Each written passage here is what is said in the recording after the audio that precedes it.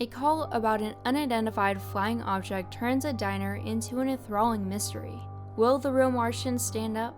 Will the dialogue exchange during this investigation offer any answers?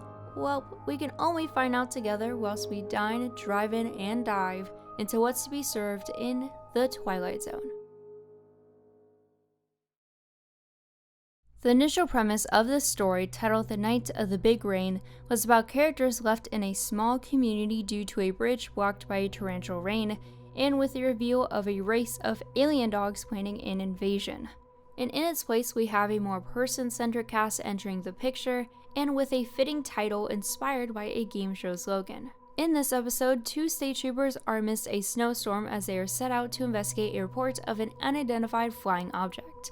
And when realizing footprints from a frozen pond lead to an open diner, with its cook/owner and passengers inside, the highway, as this eatery is called, transforms into a race towards figuring out who really is human.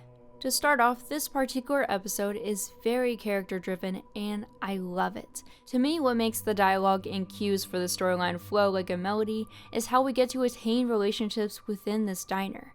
The camera not only focuses on sections of the room and the characters' given positions, but also has well-timed editing for all of the characters to be equally a part of the puzzle that we and the state troopers are trying to solve.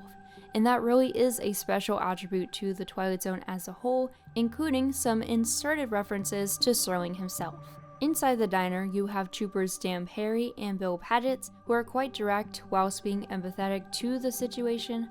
Haley, who's the diner cook/owner and is often following along. Ross, the businessman, who I like to call the Boston guy in a tie, because he repeats that all throughout their time in the diner. Olmsted, the bus driver, and Avery, who have this indirect bond, and I thought were really charming benefactors in the room. Ethel, the professional dancer, who had a really soothing voice and added a lot of well-appreciated information, and the younger and older couples, and they're married? And thus, with a snowstorm calling for an inspection for a nearby bridge, and the mention of no one entering the diner since 11 that morning, it's no wonder that the bus driver's revelations of 7 passengers aforementioned, rather than the 6 he recalled being in his presence, is a tad odd.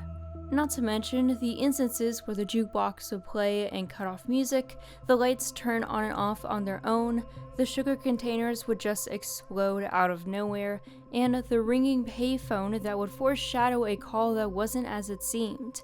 And it's the jazz, classical, and beat-thumping score that adds to the progressions and regressions of volume in the space that much more. And the twist that reflects the dimmed mood inside and outside the Highway Cafe is the demise of all but one passenger, and that clue comes from Olmsted, who will be later proven to have seniority of his profession for a reason.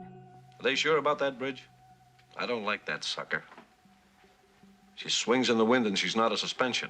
We're shown after the characters we saw enter the bus, a dissolved transition into Ross the Boston guy, entering the diner alone and sitting across from Haley. From his lack of understanding of water, which came from the questioning of him not drowning with the bus, he suddenly extends out his third arm to light a cigarette, of which was a product of the episode's sponsor, Oasis. And according to the Twilight Zone companions, someone was crouched behind the actor in similar costume and extended their own arm around and under to illuminate the effect. But that's not all, because as much as it was surprising to see the glimmer of belief in the upper hand, Haley reveals a third eye behind his cap, and to see the two of them go one to the other and offering the last laugh towards the now alienated conflict of potentially colonizing Earth for themselves, it's maniacal and it's incredible. Originally, it said that Haley was going to have 4 eyes, or have a running wire that would trigger it to move, or add a double exposure to make the eye blink, but honestly, the makeup effects here done by William Tuttle were practically perfect in every way, as was this entire episode. From its simple who could it be setup to aliens discussing the Earth in the third person, it's a monumental science fiction piece that implements classic storytelling with extraordinary circumstances that can only be accomplished because of Sterling being the rock to the series, and the overall creative direction each minute of screen time is precisely given. And if you ever find yourself stopping by the highway, I'm certain you'll be getting a lot more than unbeatable prices during your stay.